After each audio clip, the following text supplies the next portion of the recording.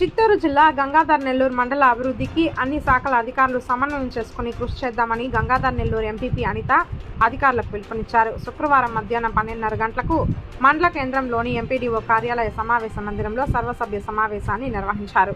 ఈ సందర్భంగా వారు మాట్లాడుతూ గ్రామ పంచాయతీలను గాడిలో పెట్టేందుకు కూటమి ప్రభుత్వం ఈ ముఖ్యంగా చేపడుతోందని, ఈ కార్యక్రమంలో భాగంగా గ్రామంలో త్రాగునీటి సమస్య, ఉపాధి హామీ పథకంలో భాగంగా కూలీలకు పని దినాలు కల్పించడము, ఇళ్లకు విద్యుత్, త్రాగునీటి కనెక్షన్లు, మరుగుదొడ్డి సదుపాయాలు, వంట గ్యాస్ కనెక్షన్లు, మురుగు కాలువలు, మురుగునీటి వ్యవస్థ నిర్వహణ, వీధి దీపాలు, సిమెంట్ రహదారులు, ఘన వ్యర్థాల నిర్వహణ, గ్రామంలో అంతర్గత రహదారుల నిర్మాణంతో పాటుగా గ్రామాల నుంచి మండల కేంద్రాలకు లింక్ రోడ్ల నిర్మాణంపై ప్రత్యేక దృష్టి సారించాలన్నారు.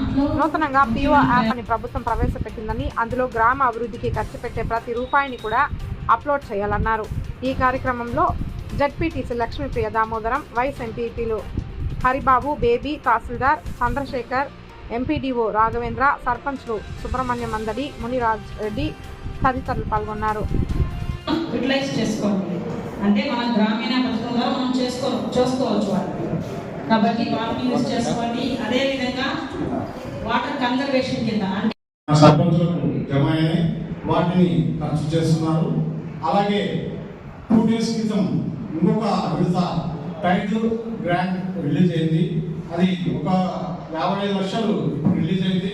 ఇంకా 22 లక్షలు రేపు మాటలో వస్తుందంట. మొత్తం 1,35 లక్షల రూపాయలు నిధులు ఈ సర్పంచులకు జమ అవుతాయి 23-24 సంబంధించి. అలాగే 24-25 సంవత్సరం ఇంకా 2 ఇన్స్టాల్మెంట్స్ పూర్తయినా కానీ ఇంకొక ఇన్స్టాల్మెంట్ కూడా రిలీజ్ కాలేదు. అవి కూడా వస్తాయి నిదానంగా. ఈ డబ్బులను మీరు ఖచ్చితంగా త్రాగునీటి అవసరాలకు మరియు శానిటేషన్, క్లాప్ మిత్ర షెడ్యూల్ నిర్వహణ వీటికి ఖర్చు చేయవలను. అలాగే మనకు ఇప్పుడు PR1 యాప్ అని ఒకటి కొత్తగా ఇచ్చారు. ఆ యాప్ నందు ప్రతి ఒక్కటి దాంట్లో ప్రతిరోజు చెత్త సేకరణ గురించి, ప్లస్ మనం క్లోరినేషన్ చేసే విషయం కానీ, ట్యాంక్ కడిగే దాని విషయం కానీ, చెత్త తీసే గుబ్బలు తీసే దాంట్లో కూడా దాంట్లో అప్డేట్ చేయాలి. కాబట్టి ఇది పంచాయతీ కార్యదర్శులకు చాలా ఇబ్బందికరంగా ఉంది. కాబట్టి మీరు సర్పంచులందరూ సహకరించి ఈ త్రాగునీటి ట్యాంకుల దగ్గర శుభ్రంగా పెట్టుకోవాలి. అలాగే ఇల్లు చేసాము, లైన్ కూడా ఏర్పాటు చేయడం జరిగింది.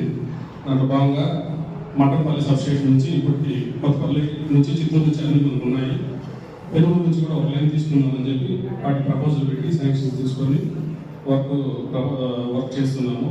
దాంట్లో భాగంగా మటంపల్లి నుంచి నందమూరు సబ్స్టేషన్కు మనం సప్లై ఇవ్వడం జరుగుతుంది. దానికి గాను ప్రభుత్వం తరఫున సుమారుగా 80 లక్షల రూపాయలు ఖర్చు వెచ్చించి లైన్ వేయడం జరుగుతుంది.